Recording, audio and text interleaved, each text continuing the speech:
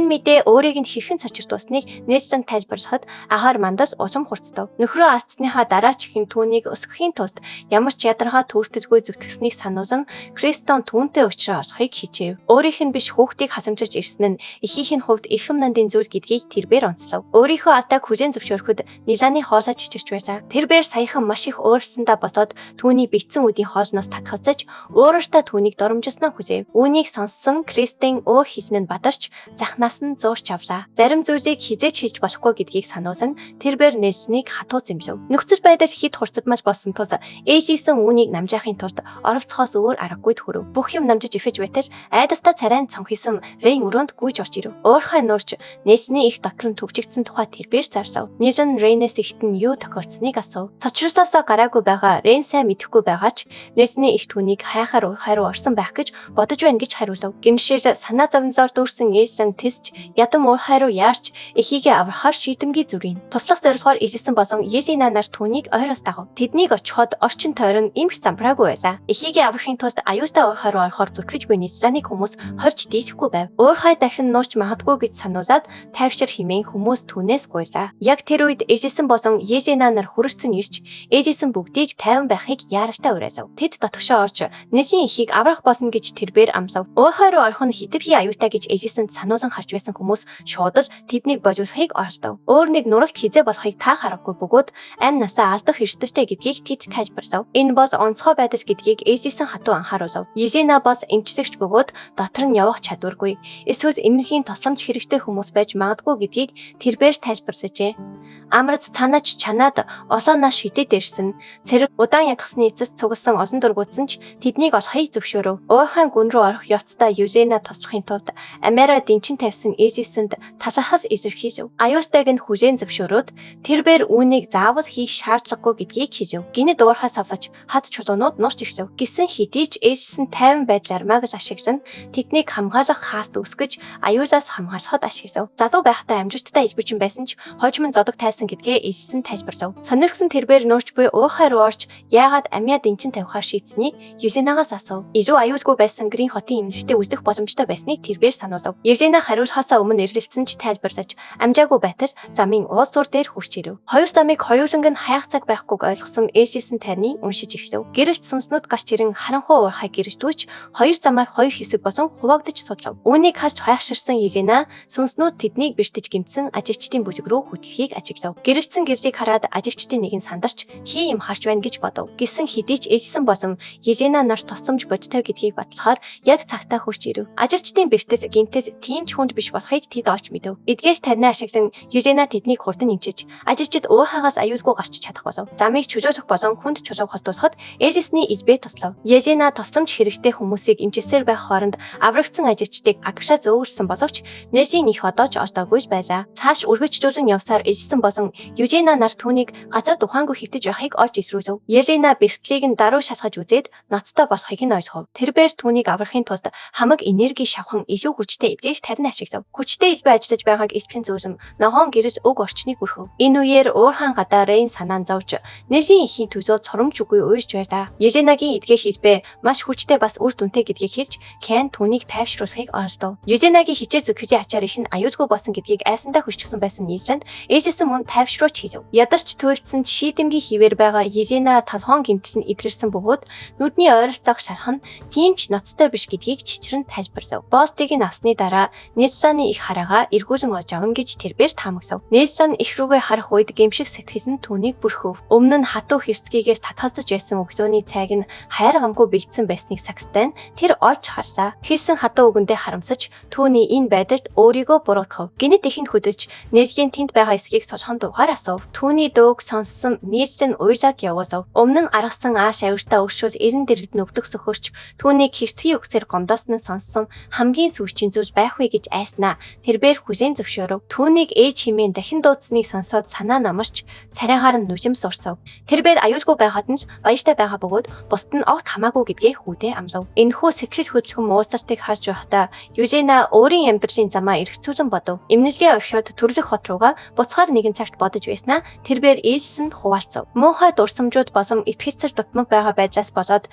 тэрээр сэтгэлээр унасан байлаа. Гэсэн хэдий ч өөрийн үзен ядах болсон газраа хайрлах шалтгааныг олохыг Рэйн өөрт нь урам зориг өгсөн гэдгийг тэрээр ичтэв. Эльфийн амьдралаас богино байдаг ч хүний амьдрал нь маш их сэтгэл хөдлөлөөр дүүрэн байдаг гэдгийг Елена тайлбарлав. Айлч сайхан бас ядармаар санагдана. Эргэлзэж байсан ч тэр тэдний чин сэтгэл хүсэл тэмүүлжийг биширчээ. Хачирхалтай нь яг энэ чанарууд түүнийг имлэгээ нээж энд үтгэхэд хүргэснийг тэр хүлээн зөвшөөрөв. Дараа нь тэр хүмүүсийн өөр нэг таалагддаг зүйлж болох амттай хоол хийх чадварыг нь олж мэдсэн гэдгээ баг зэрэг инээмсэглэн хэлв. Яриагаа дуусгаж амжаагүй байтал ядарч туйлдсандаа тэр унах шахлаа. Азар Элсэн түүнийг яг цагт нь түшиж авчээ. Элсэн түүнд шидэд энерги шилжүүлж хүчийг нь сэргээхэд орчин нөхцөл нь эвгүйцэх шиг болов. Энерги биеэр нь өрсөн өнгөрөхийг мэдэрсэн тэрээр энэ бол эхүүдийн одоо ашигладаг шидийн арга барил мөн гэдгийг таньж гайхширчээ. Тэрээр энэ тухай асуухад Элсэн Бион гэдэг найзаасаа суралцсан гэдгээ яарагчлан тайлбарлав. Энэ нэр гашч ирэхэд Элена цочирдов. Бион бол домогт Элиф Баатар мөн гэдгийг ойлгосон тэрээр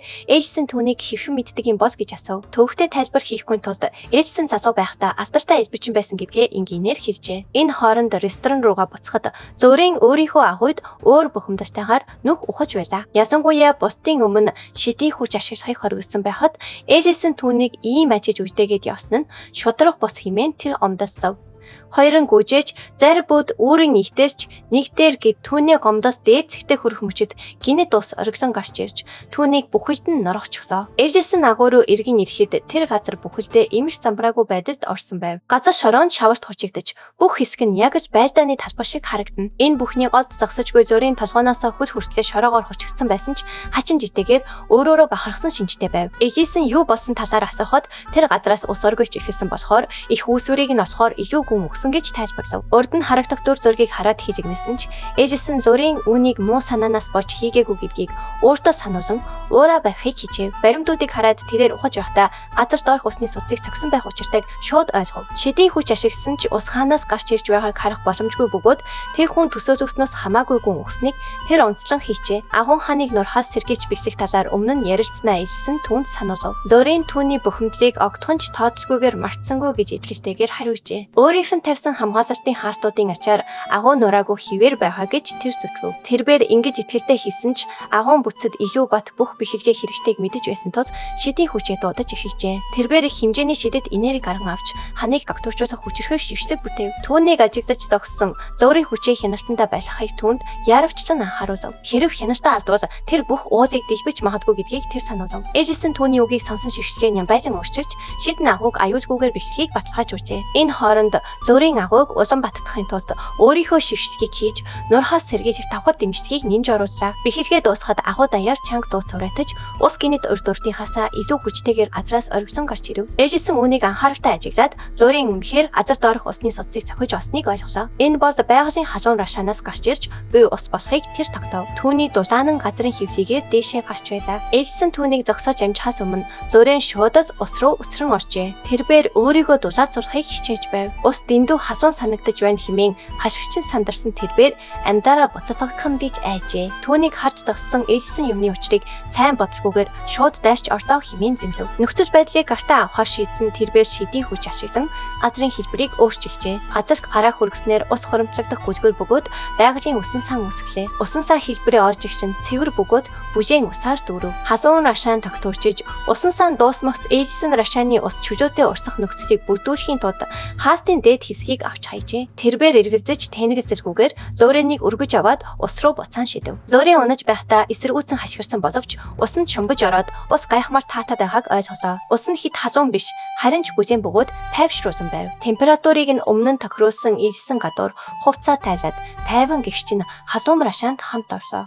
Тэд усанд тогсон сууцгаахад Лорен сонирхож ивсэн. Элсэн саяхан хаагуур явсныг асуув. Түүнийг алга болсныг харсан тул юу хийж байсныг нь мэдлийг хүсжээ. Уурхай нурж тэр хүмүүсийг аврахаар явсан тухайга Элсэн тайлбарлав. Гэсэн хэдий ч Лорен нөхцөл байдлын ноцтой байдлыг үл тоон түүнийг Эльфинтэй хамт байсан хэсгэд гол анхаарлаа хандуучээ. Элсэн амгаах шидэд чадваргүй учраас Эльфийн тусламж хэрэгтэй байсан гэдгээ хүлээн зөвөрөв. Гэвч Лорен түүний хариултад уурлан гомдолцож өөртөө үгсээр нуруугаа харуулсан эргэжээ. Түүнийг өөр хүнтэй хамт байх зур өөрөө ганцаараа ахуй ухаад үлдсэндээ тэрээр гомдолцов. Мөн тэрээр луунуудаас бусад эльфүүд болон ихэнх бусад арьстан үндэстэнд дургүй гэдгээ хүлээн зөвшөөрчээ. Лорийн хартаж байгааг ойлгосон ээжсэн уур амьсгалыг хөнгөчлөхийг хичээв. Шидийн хүч ашиглан нэг аяг халуун кака бэлтгээд түүнд өгчээ. Уурсаж гомдолсож байсан ч Лорийн ундаад эсэргүүцэж чадахгүй явчихв. Амтанд нь шуудас дурлсан түүний сэтгэл санаа сайжирч байгааг хараад ээжсэн өөртөө бас нэг аяхайг хийжээ. Тэд бүлээн усанд хамт сууцгааж какаго оочин ярилцаж ивтэв. Каканы нүнгэлэнд каканы шашнаас гардаг бөгөөд үүнийг хийх нь харагдаж байгаа шиг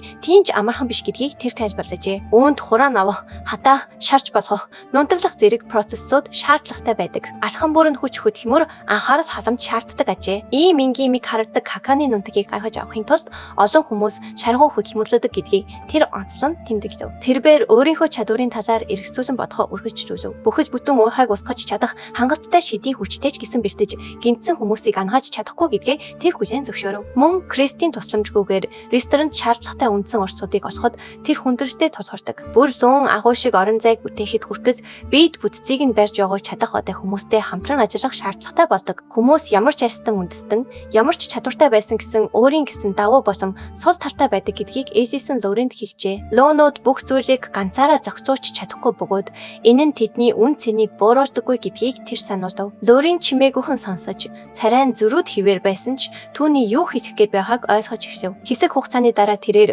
өөрт нь хандах хандлага нь бусдаас өөр хിവэрэж байгаа гэж хариулжээ. Түүний хувьд ээжсэн бол онцгой нэгэн бөгөөд өөр хинч түүнтэй харьцуулашгүй юм. Өөр нэг газар агуугаас холгүй хэсэг хөлсний цэргүүд ноцтой асуудалтай тулгарчээ. Тэд хамгаалалтын даалгавар гүйцэтгэж яваад дээрэмчдийн гэмтийн дайралтад өртжээ. Чадах бүхнээ дайчлан тэмцсэн ч хөлсний цэргүүдийн удирдагч минт ялагдаж хүлээв. Түүнийг дээрэмчдийн нэг нь хадны өөдөөс чирч аваачаад доор харанхуйруу түлхэн унагчээ. Ресторанда буцаж ирээд ээжсэн бусад ажилдаа анхаарахын тулд өнөөдөртөө хаахаар шийдэв. Хаалттай гэсэн бичгийг харсан Лорийн рестораныг яагаад нээгээгүй байгааг түүнээс асуужээ. Өдөр нь тэд халуун какао уусан ч харамсалтай нь хамт уух сүү байгаагүй ээжсэн тайлбарлав. Энэ нь рестораныг хэвийн ажилуулахын тулд тэдэнд орчны найдвартай их үүсгэр хэрэгтэй гэдгийг түүнд ойлгуулжээ. Сүү гаргаж авах боломжтой бароникс химээх масаж ахуйг өсгөн үржүүлэх зорилгоор ферм барих төлөвлөгөөтэй байгаагаа ээжсэн хуваалцав. Баран Эрикстэй барын голын дагуу урсгал дагуу олдох боломжтой гэдгийг тэр дурджээ. Барын гол руу телепорт хийх шаардлагатай гэж сонсоод Лорийн гайхширсан шинжтэй харагдав. Өмнө нь хизээч очиж байгаагүй газрууд руу телепорт хийж чадахгүй гэдгээ тэр ээжсэн сануулав. Хамгийн сүүлд амжилттай телепорт хийж чадсан нь түүний хоолны үнэрийг дагаад Лордын цайз руу очиж байсантай холбоотой гэдгийг Лорийн онцлон тэмдэглэв. Ээжсэн түүнд ерөнхий байршлыг нөгсөн учраас зүн совиндоо итгэхийг шаарджээ. Дурамчханч гэсэн Лорийн зөвшөөрч тэд голын доод урсгал руу телепорт хийв. Тэднийг очиход хоёулаа агаараас чөлөөт уналтаар унаж эхэлжээ. Ийм нөхцөл байдалд байсан ч тэд мархастаж эхлэв. Лоо хүн байж унахаасаа яагаад айж байгаа юм бэ гэж Лорийн руу ээлжсэн хашигч нь дасавчаа ашиглахыг шаарджээ. Өгсөн ч хамаагүй Лооны хэлбэрт шилжихгүй гэж хашигчаад Лорийн ээжсний хүзүүнээс зуурчээ. Ямар шалтгаанаар юм бэ? Тэр Лооныхаа чадварыг ашиглахаас бүрмөсөн такхасдаж байв. Ээлжсэн энэ асуудлыг цааш нь үргэлжлүүлсэхгүйгээр шидийн хүч ашиглан тэднийг газарт аюулгүйгээр газарт ууржээ. Тэд газарт магц Лорийн урд нь байх асар том гол руу нүдээ том болгон ширтэв. Энэ бол далай гэж ээжснийг тайлбарлахад Лорийн эцсэндээ улаажээ. Гэсэн хэдий ч ээжсэн тэдэнд даалгавар болох арга урчим бариникс барих ёстойг сануулв. Илүү сонирхолтой болгохын тулд хинэн цөөн барина. Тэр өдрийн хоосны аяг тавг угаах болно гэж тэр зарлав. Ялагдлахыг хүсээгүй Лорийн дургуутсан гомдолсон ч зөвшөөрчээ. Энэ хооронд ресторан руугаа буцахад гурван үнэнч үйлчлүүлэгч хаалганы гадаа сууж байсан бөгөөд яг л өсөж өөхөх гэж байгаа мэг харагдаж байлаа. Ээжсэний хоолгүйгээр амьдарч чадахгүй тэд түүнийг эргэн ирнэ хэмээн найдан чимээгүйхэн сууцгааж байв. Хүлээж байх зураа тэр гурван үйл таних хүн хоол идэлгүй хэр удаан болсон талаарх өөр бухимдсаа хуваалцаж ярилцаж эхэлжээ. Үүгээр ээлжсэн болон Лорийн нар эрэг дээр барониксуудыг тайван бичиж байгааг олж харжээ. Лорийн логийн удам угсааны ачаар тэрээр оюун санааг удирдах чадвараа ашиглан амьтдыг ямар ч хүндрэлгүйгээр түр зөөрийн хашаа руу оруулжээ. Ээжсэн одоохондоо энэ хашаа болно гэж хэлээд хожим тэгэн зориулж жинхэнэ унтах байр барихаар төлөвлөж байгаагаа ярьжээ. Барониксуудыг аюулгүй болгосны дараа ээжсэн ресторан руугаа буцах хэрэгтэй гэж шийджээ. Ресторанд ирэхэд ээжсэн гурван үйлчлүүлэгч хатаа хүлээсээр байгааг хараад цачив. Тэд өсгөлөнгөөс болж унахад бэлэн харагдаж байв. Аз болоход ээжсэн гамшиг болохоос яг амжиж иржээ. Тэрээр тэдний дуртай хоолыг хурдан бэлтгэхэд үйлчилжээ. Хоолдож байх зуур үнэн ч үйлчлүүлэгчдийн нэг болох Кристстон хэрв ээжсэн тэр өдөр буцаж ирээгүй бол юу хийх байснаа тогтоом шогсоом болгон ярив.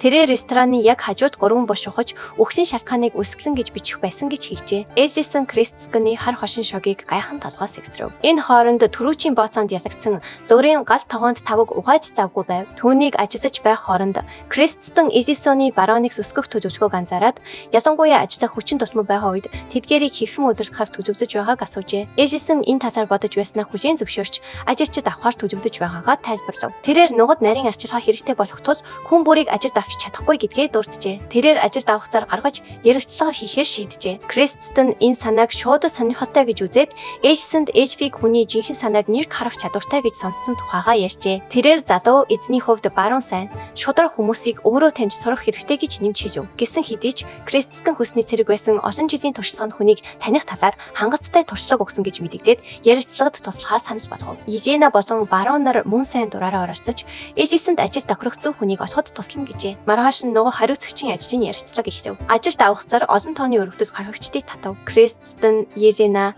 Дион нар шүүгчийн үргийг дуртаяа хүлээж авчээ. Эхний өргөдөд гаргагч орж ирсэн ч шууд л тэнцсэнгүй. Кристены хийснээр түүний эрч хүч тийм ч өндөр биш байв. Хоёр дахь өргөдөд гаргагч бас эрч хүчтэй, өөртөө ихтэй харагдах царайлаг залуу байв. Кристен ихэндээ биширсэн шинжтэй байсан ч Ежена чадвараа ашиглан түүний бодлыг нэрт харсныхаа дараа түүнийг хурдан хасав. Түүний бодол санаа өөрийнх нь тухай зохисгүй бодлоор дүүрсэн болохыг Ежена олж мэджээ. Тэрээр эргэлзэлгүйгээр түүнийг хөөж хархав. Гурав дахь өргөдөд гаргагч нь 30 жилийн туршлагатай гэвгээ бахархалтайгаар зарласан дунд эргэм насны эрэгтэй байв. Тэрээр Грек хотын хамгийн үзэсгэлэнтэй нугыг бүтээхээ амлав. Гэсэн хэдий ч Диан энэ ярилцлагыг гартан авчээ. Тэрээр өргөдөд гаргагч руу барониксуудын тав тухыг хэрхэн хангахаар төзөвдөж байгаа. Хэрв тэд өвдөж бэртүүх яах вэ? Хооллох хуваарийг нь хэрхэн зохицуулах вэ гэх мэт олон наривчилсан асуултаар болжээ. Тэрч байтугай тэр хүнд төвөгтэй бичвэрээр дүүрэн савхин бичиг гартууж тодорхой хариулт шаардав. Асуултын дайралтанд дарагдсан тэр залуу энэ бүх үйл явц галзуурал юм шиг байна гэж бовтнаад урам хугаран явжээ. Энэ бүхнийг харж байсан Эжисонд эвгүй санагдав. Гурвалсан хүмүүсийн урам зориг нь үндэслэлгүй шаардлагатай хослон ярилцлагыг хурдан хугацаанд эмх замбраагүй байдал руу оруулжээ. Ярилцлага үргэлжлэхийн хэрээр өргөдөд гаргагчдыг хасах шалтгаан нь усам утгагүй болж байв. Зарим нэр дэвшигчид өөрсдийгөө танилцуулах завшаан олдохоос ч өмнө хасагдаж байлаа. Гурвал этгээдүүд үйлдэл үргэлжлүүлсээр байхад Эжисон нулимс туслуулан итгэж ядан харж байв. Өдрийн төгсгөлд ямар ч өргөдөд гаргагч үйлдсэнгүй. Кристен юу ч ойлгоогүй хэвээр ажлын зар дээрх цалин хэтэрхий баг байсан юм болов уу гэж чангаар гайхав. Тэдний үйлдэл нэр дэвшигч бүрийг айлгаж явуулсныг тэрээр огтхонч мэдсэнгүй. Өөр сонгогдохгүй болсон Эжисон дундуур нь орж ирэв.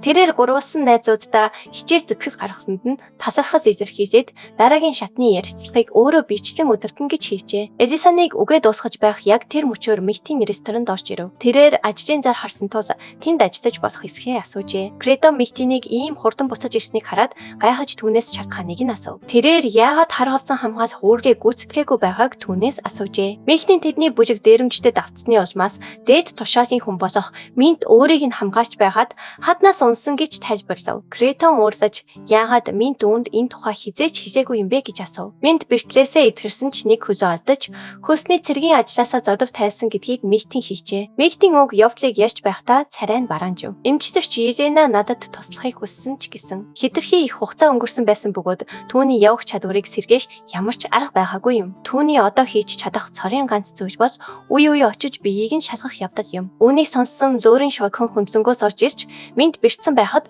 яагаад Митийн ажил хайж байгаа юм бэ гэж асуув. Манай залуу зөөрийг нин даруй зэмлэж Митийн нөхцөл байдлыг илүүтэй бодогцож үзхийг сануулв. Митийн аль хэдийн маш их стресстэй байгаа тул нэмэлт шүүмжлэл хэрэггүй гэдгийг тэрээр сануулжээ. Түүнийг зэмлсэн хэдий ч зөөрийн санууч зан өөрийнх нь санууч зантай тарч байгааг ээлсэн үгүйсгэж чадахгүй байв. Митийн шиг хөлсний цэрэг мэрэгжтэй бүрмөсөн орхиж энд ажил хайж байгаа нь хачирхалтай санагдаж байлаа. Митта эвгүйцэн усаач зөвхөн өөртөө ажил хайхаас гадна өөрт нь тохирсон ажлыг олох гэж хичээж байгаагаа тайлбарлав. Түүнийг яриа тусам царай нь улам улайж жинхэнэ санаа нь юу болохыг бүгд ойлгожээ. Кристен итгэж ядан Миттагаас хэдэн настайг нь асуув. Түүнийг 29 настай гэдгийг хэлэхэд Кристен итгэж ядан хашгирч Минт түүнээс 13 ах гэдгийг онцлон тэмдэглэжээ. Миттийн байр суурьтайгаа хатуу зогсож нас бол зүгээрж по гэдгээ мэдэгдэв. Гайхширсан Ежена ялангуяа эльфийн хувьд 13 жилийн зөрүү тийм ч чухал биш байхад яагаад насны зөрүү чухал байх ёстойг гайхав. Манай залуу хүний амьдралын хугацаа эльфээс хамаагүй богино байдаг тул хүний харилцаанд ийм зөрүү илүү чухал нөлөөдөг гэдгийг тайлбарлахаар оролцов. Тайлбарыг үл харгалзан Митийн шийдвэр төгс хэвээр үздэв. Тэрээр шийдвэрээ нэгэнд гаргасан гэдгээ хатуу мэдэгдэв. Хөлсний цэргийн холбоог орхисон тэрээр энд ямар ч хамаагүй ажил олж хийхээр шийджээ. Гэсэн хэдий ч Лорен Митиний хүсэл тэмүүллийг сонирхож байгаа бололтой байв. Нас үнэхээр чухал биш гэж тэрээр мэдэгдээд өөрийнхөө харагдахаасаа хамаагүй хөгшин хүн гэдгээ цохос дурдав. Элисэн Митиний шийдвэр шулууцныг хүлээн зөвшөөрч Минктэй хамт ажиллах хүсэлтэй байгаадаа талаахаас илэрхийлв. Гэсэн хэдий ч тэд энэ асуудлаар Минтийн бодлыг хараахан сонсоогүй байгааг тэрээр сануулв. Митийн дахин уулзаж Минттэй хараахан зөвлөлдөөгүй байгаагаа хүлээн зөвшөөрөв.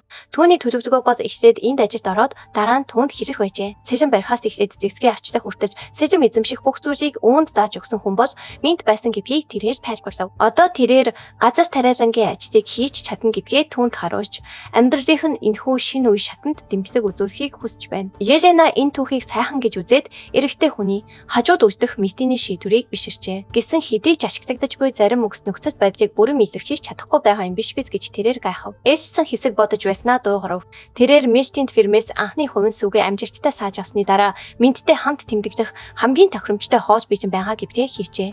Хэдчээ нэг хоёр бол тэд EB энэ нийт өөрийн тэрээр Милкинтэй хамтран ажиллах болсондоо баяртай байгаагаа илэрхийлж багтаа албан ёсоор тавтай морьно гэж өгдөв. Маргааш нь Митийн ажилдаа орох эхний өдрөө тест ядан ирж иржээ. Түүний анхны үүрэг бол барониксуудыг хашаанаас нь гавхаж бэлчээх явдал байв. Эхний бароник руу боломжтой төхөж очиход эдгээр амьтад ямар тайван номхон байгааг хараад тэр гайхжээ. Тэднийг соргохын тулд ямар төрлийн мацаг ашигладгийг сайн мэдэхгүй ч энэ ажлыг амархан байх гэж боджээ. Гэсэн хэдий ч бүх зүйл төлөвлөсөн ёсоор болсонгүй. Барониксуудын аль нэгнийх нь бага зэргийн төлөвлөлтөд түүнийг газар дунагахад хүргэв. Тэрээр ямар ч олон арга хэрэгэлсэн хамаагүй Митийн байнгаас хүндрэлтэй тулгарч байлаа. Тэрээр хөлийг нь гүйцэх гэж хичээж байхдаа олон удаа очив. Өдөр өнгөрөх тусам Митийн улам бүр бухимдаж ивчв. Нэг орой барониксуудад зориулж хатаж өвс бэлтгэж байхад тэд түүний зааж өгсөн шинэхэн үсийг тоолгүйгээр түүнийг тойрон шавв. Бухимдаж суух зураа Митийн өөрийнхөө ямар их ядраад байгаагаа дотроо хумдалсав. Тэрээр Минттэй хамт ажиллах боломж олдохоос ч өмнө ажлаасаа халагдахгүй гэж санаа зовжээ. Түүнийг цөхөрч байх яг тэр мөчөд барониксуудын нэг нь түүнд дөхөж очиод хамраараа зөөлөн шүргэв. Гайхалтай нэг амтнд түүний мэдрэмжийг ойлгосон бололтой өөрийг нь дуртаяа сайхыг зөвшөөрчээ. Баярлаж хөөрсөн Митийн анхны хувийн сүгээ цуглуулад Элисэн рүү яаран очиж амжилтаа зарлав. Таадамжтайгаар гайхсан Элисэн үнийг хийхэд түүнд дор хаяж 1-7 хоног шаардлагдан гэж бодож байснаа хүлээн зөвшөөрөв. Инээмсэглэн түүний хичээл зүтгэлийг матаж дараагийн ажилдаа цэвэр хувцас өмсөхийг хийжв. Юунд бэлдэж байгааг гайхсан Митийн асуув. Элисэн тэд энэ сүгээр Минтэд зориулж бяцлагтай пицца гэдэг тусгай хоол хийх болно гэж тайлбарлав. Элисэн сүг пастеризац хийж цуугаар бүрхэхээс эхлээд уг процессыг түүнд алхамаар зааж өгчээ. Түүнийг ажиллаж байх зуур энэ талаар тайлбарлав. Моцареллад бяцлаг хийхийн тулд аруулчцыг халуун усанд бадлаж эргийг нь ялгах нь чухал юм. Мита энэ хачин үйл явцыг харж байгаад уг бодис түүний мэддэг ямар ч бяцлагтай адилгүй байгааг дурдав. Элисэн энэ бол зүгээр л өөр төрлийн бяцлаг гэж хэлээд түүнийг тайвшруулав. Тэрээр онцгой хоол бол Минтэд сэтгэлээ иччих хамгийн төгс арга гэж хэлв. Митийн царай нь улаан эсэргүүцэж тэр одоохондоо сэтгэлээ иччих талаар бодож ч үзээгүй гэсэн хэдий ч энэ санаа түүний толгойд эргэлдэж эхлэв. Пиццаны гурил хэрэгтэй болсон Элисэн залуудаа хэр алдартай байснаа санамсаргүй байдлаар гайхуулав. Өөрийн ирэхгүй сонирхсон Митийн түүнээс болзооны ариун туршлагатай эсхийг асуув. Элисэн хизээч ганц ч удаа болцож байгаагүй гэдгийг хүлээн зөвөөрөхөд тэрээр бууж өгдөггүйгээр бэлэн болсон пиццаг түүнд өгөөд энгийн нэгэн зөвлөгөө өглөө. Өглөө тэр цайд 10 хот зэр бууж чад үнэнч байдал үргэлж үр дүнгээ өгдөг.